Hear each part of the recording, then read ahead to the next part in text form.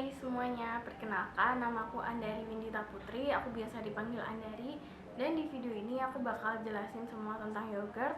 Dan harapannya setelah kalian menonton video ini, kalian bisa tahu apa itu yogurt dan cara membuat yogurt di rumah. Pengertian yogurt: yogurt merupakan produk hasil fermentasi dari susu, bisa susu sapi, susu kambing, susu domba, atau susu apapun, yang difermentasi oleh bakteri asam laktat sehingga rasanya asam dan teksturnya kental. Yogurt berasal dari bahasa Turki yang artinya padat dan tebal.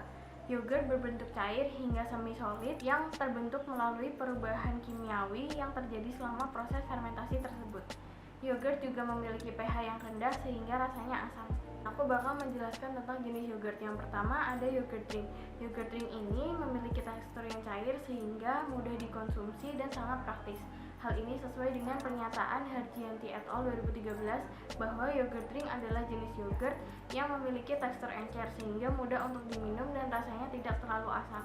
Yogurt jenis ini dikemas dalam botol atau disajikan dalam gelas dengan penambahan pemanis atau perasa. Yang kedua, frozen yogurt. Frozen yogurt merupakan produk es yang dibuat dengan mencampurkan yogurt dengan susu, krim, gula, stabilizer, buah-buahan, dan bahan pengisi lainnya, kemudian dibekukan. Teknik pembukaan pada frozen yogurt tidak mematikan semua bakteri yogurt, tetapi bakteri yogurt akan berkurang jumlahnya. Yang ketiga, yogurt set. Yogurt set memiliki tekstur yang kental dan padat. Proses fermentasi pada yogurt set terjadi di dalam kemasan dengan suhu dan waktu tertentu. Yogurt set yang ditemukan di pasaran berupa yogurt tawar atau plain. Yogurt set juga banyak digunakan sebagai starter dalam pembuatan yogurt. Prinsip dalam pembuatan yogurt yaitu susu ditambahkan starter bakteri asam laktat, kemudian difermentasi sehingga menghasilkan asam laktat.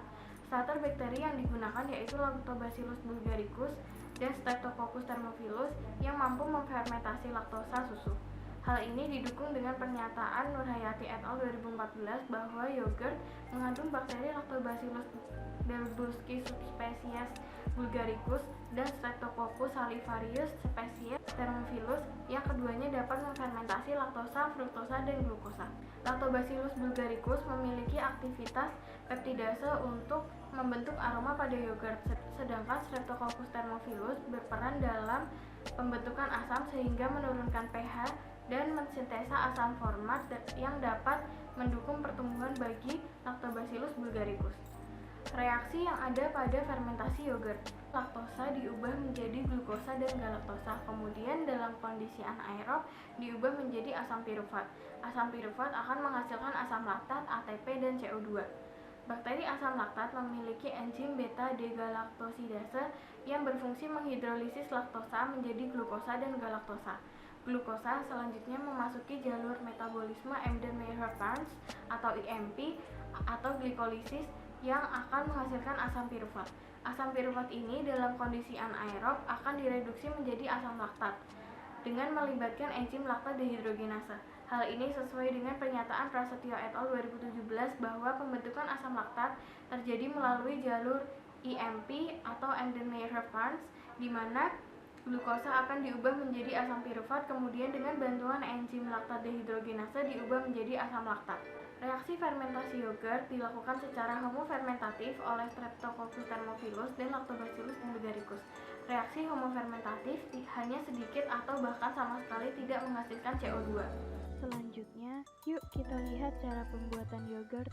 Untuk bahan yang dibutuhkan yaitu pertama Tupperware, pewarna dan perisa stroberi, susu Ultramix 500 ml, dan juga yogurt Biocool untuk starternya. Di sini aku menggunakan yogurt Biocool yang plain. Selanjutnya, tuangkan susu Ultramix ke dalam panci dan dipanaskan di api yang kecil. Aduk susu tersebut supaya panasnya merata.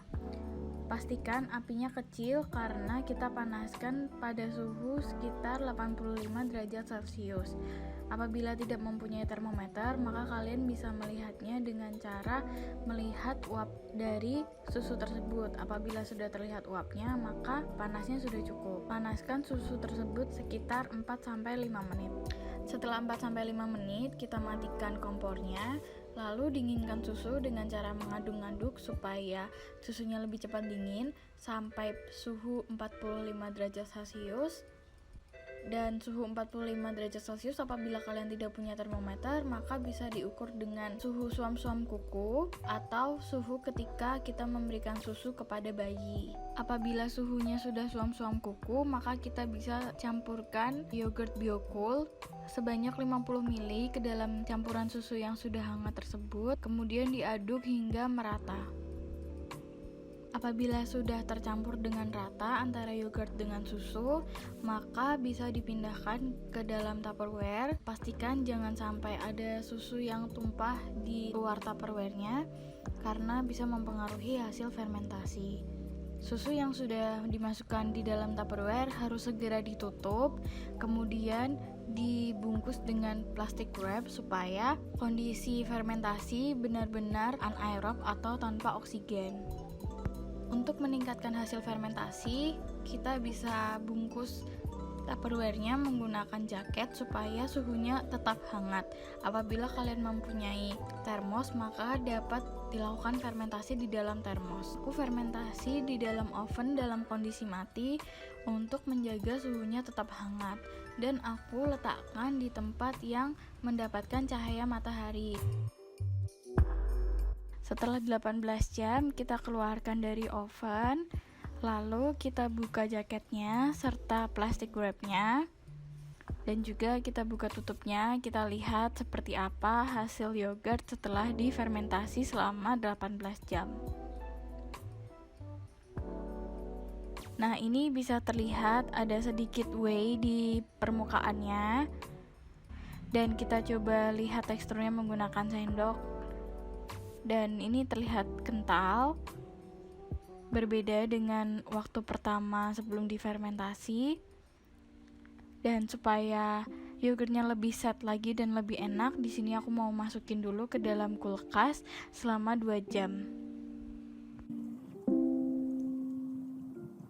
Di sini aku akan tambahkan gula sekitar 2 sendok bebek dan dilarutkan ke dalam air hangat sedikit saja, karena apabila air hangatnya kebanyakan akan mempengaruhi tekstur yogurt menjadi lebih encer. Dan kalau sudah diaduk rata antara gula dan air panasnya, kemudian dimasukkan ke dalam Tupperware yang berisi yogurt. Lalu di sini karena aku suka yang plain, maka aku pisahkan antara yang plain dan yang mau aku beri rasa stroberi. Setelah dipisahkan, aku masukkan perisa stroberinya sekitar 1-2 tetes dan lalu dicampurkan. Berdasarkan yogurt yang telah aku buat, terdapat beberapa parameter, yaitu yang pertama aroma. Aroma yang timbul selama fermentasi yogurt diakibatkan oleh terbentuknya senyawa tertentu seperti asetaldehid, diasetil, asam asetat, dan asam-asam lain yang jumlahnya sangat sedikit. Hal ini sesuai dengan pendapat Iyah et al. 2019 bahwa aroma asam khas dari yogurt berasal dari Lactobacillus bulgaricus yang menghasilkan asetaldehid dan terbentuknya asam laktat pada yogurt. Yang kedua, warna. Selama proses fermentasi, warna yogurt tetap berwarna putih. Hal ini sesuai dengan pernyataan Shaina et al. 2014 bahwa yogurt yang diinkubasi di suhu kamar memiliki warna putih cerah. Menurut Yunus et al. 2017, warna putih yang ada pada yogurt berasal dari kasein susu yang berwarna putih dan tidak tembus cahaya. Yang ketiga, kekentalan. Asam laktat yang terbentuk akan menurunkan pH yang menyebabkan koagulasi kasein susu sehingga yogurt menjadi kental. Hal ini sesuai dengan pernyataan Setianto et al. 2014 bahwa fermentasi menyebabkan kasein susu membentuk gel yang mengubah tekstur menjadi semi padat dan viskositasnya naik. Susu yang mulanya cair ketika difermentasi kemudian berubah menjadi lebih kental dikarenakan kasein susu yang saling menggumpal. Hal ini sesuai dengan pernyataan Jayanti et al. 2015 bahwa yogurt yang mengental disebabkan oleh pH asam yang menyebabkan kalsium dari kasein memisahkan diri sehingga kasein bermuatan ion-ion akan tarik-menarik dengan kasein lain kemudian menggumpal. Yang keempat, rasa asam. Rasa asam disebabkan oleh terbentuknya asam laktat sehingga pH-nya menurun dan rasa berubah menjadi asam. Hal ini didukung dengan pernyataan Koirunesa et al. 2017 bahwa bakteri starter akan merombak laktosa dan bahan baku susu lainnya menjadi glukosa dan galaktosa oleh enzim laktase dan kemudian membentuk asam laktat. Hal inilah yang menyebabkan pH susu akan turun dan menyebabkan susu menjadi rasa asam yang khas. Fenomena yang terjadi selama pembuatan yogurt yaitu yang pertama, susu akan diberi starter terlebih dahulu, harus dipanaskan untuk mensterilkan susu dan juga mengurangi kadar air sehingga susu lebih kental. Hal ini sesuai dengan pernyataan Fatmawati et al. 2013 bahwa sebelum diberikan starter, susu harus dipanaskan dengan tujuan menghilangkan mikroba yang ada pada susu sehingga tidak mengganggu pertumbuhan bakteri asam laktat serta menguapkan kadar air dalam susu agar lebih kental. Yang kedua, setelah fermentasi terbentuk cairan bening di atas permukaan yang berupa whey. Whey terbentuk akibat protein susu yang menggumpal. Whey pada proses fermentasi mengandung sebagian besar laktosa susu.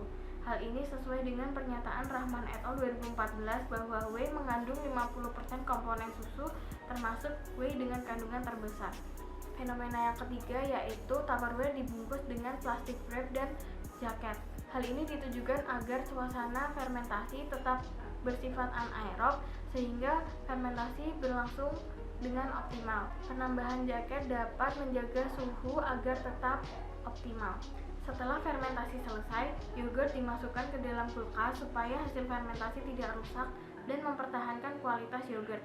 Hal ini sesuai dengan pernyataan Cakrawati dan Kusuma 2016 bahwa kontaminasi mikroba selain bakteri asam laktat harus dicegah agar yogurt tidak mengalami kerusakan. Salah satunya dengan menyimpan yogurt di suhu rendah setelah proses fermentasi selesai. Faktor yang mempengaruhi fermentasi. Yang pertama, lama waktu fermentasi. Semakin lama waktu fermentasi, maka kekentalan yogurt akan semakin meningkat. Hal ini sesuai dengan pernyataan Sari et al. 2019 bahwa semakin lama waktu inkubasi yogurt, maka nilai viskositasnya juga semakin besar. Hal ini dikarenakan lama waktu fermentasi dapat mempengaruhi aktivitas bakteri asam laktat dalam memecah laktosa yang menyebabkan terjadinya gumpalan dan meningkatkan viskositas. Yang kedua, suhu inkubasi. Suhu inkubasi optimal yaitu pada suhu 37-45 derajat Celcius sehingga bakteri asam laktat bisa memproses fermentasi dengan optimal.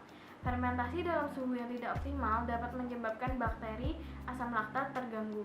Agar fermentasi yogurt optimal, seharusnya yogurt ditutup rapat dan dilapisi kain supaya menjaga suhu tetap hangat. Hal ini sesuai dengan pernyataan Stanto et al. 2014 bahwa suhu optimum bagi pertumbuhan Streptococcus thermophilus adalah 37 derajat Celcius dan Lactobacillus bulgaricus pada 45 derajat Celcius. Jika kedua bakteri tersebut diinokulasikan pada suhu 45 derajat Celcius, Streptococcus thermophilus mula-mula akan tumbuh lebih baik dan setelah pH menurun karena dihasilkan asam laktat, maka Lactobacillus bulgaricus akan tumbuh lebih baik. Untuk itu, dalam pembuatan yogurt harus memperhatikan suhu lingkungan untuk keoptimalan kedua mikroorganisme tersebut. Maka dari itu, dalam pembuatan yogurt, aku simpan di dalam oven supaya suhunya tetap terjaga. Faktor yang ketiga yaitu jumlah starter kultur bakteri.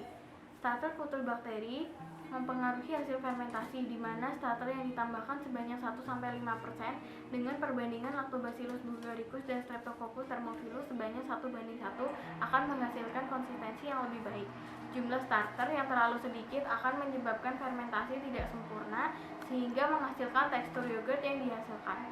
Hal ini didukung oleh pernyataan Fatmawati et al. 2013 bahwa pemberian starter yang dilakukan dengan mencampurkan dua jenis bakteri dengan perbandingan 1:1 dan konsentrasi 5% menghasilkan tekstur yogurt yang baik. Yang keempat, kondisi fermentasi.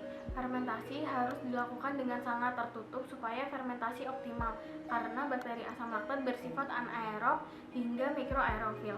Hal ini sesuai dengan pernyataan Burton et al. 2014 bahwa bakteri asam laktat melakukan fermentasi dalam keadaan anaerob karena sifatnya anaerob fakultatif, juga dapat melakukan fermentasi dengan keadaan oksigen yang sedikit. Kelebihan yogurt.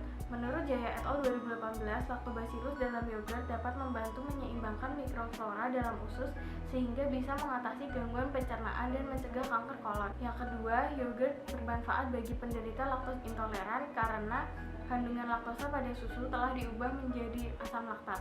Hal ini sesuai dengan pernyataan Fatmawati et al. 2013 bahwa yogurt bermanfaat bagi penderita laktose intoleran karena dapat mentolerir sejumlah kecil laktosa yang ada pada yogurt. Kekurangan yogurt. Yang pertama, yogurt yang mengandung gula dan dikonsumsi berlebih akan menyebabkan diabetes. Hal ini sesuai dengan pernyataan Rosiana dan Khairiyah 2018 bahwa yogurt umumnya mengandung gula sebagai pemanisnya yang apabila dikonsumsi dapat meningkatkan asupan gula darah berlebih.